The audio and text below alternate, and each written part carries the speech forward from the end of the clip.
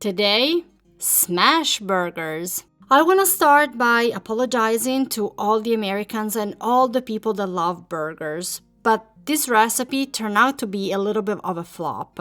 I was expecting crispy, juicy meat. Instead, I got like chewed up styrofoam. The flavor was good, the texture, not so much.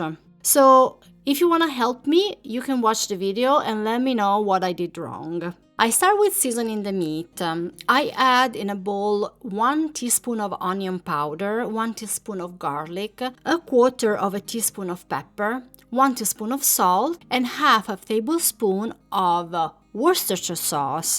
Did I say it right? Probably not, but you know what I mean. I add the meat in and I mix very well so the meat can be nice and well seasoned. Then I start to portion the meat, creating 4 balls.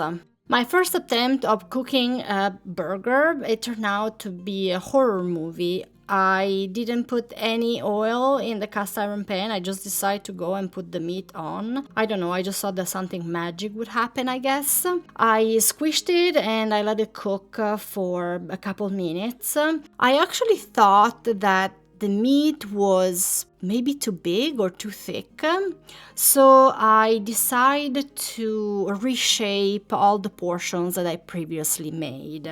After a couple minutes of cooking, I decided to try to flip this poor piece of meat, and as you can see, it looks like a chewed up shoe. But anyways, we ate it anyways. For the rest of the cooking, I decided to add a little bit of oil, and it went much better. The meat didn't stick, it flipped smoothly, so it was nice. Then, I squished the meat and I let it cook, but the result, it didn't turn out as I was hoping. I let it cook the burger for a couple minutes and then I flip it over. As you can see, it has some crispiness, but what I was expecting was a nice crispy edge all around with a crispy center. But I don't know, I didn't get it. I don't know what happened. Here we are on medium heat. Maybe I should have cooked it longer or maybe on higher heat. I have no idea.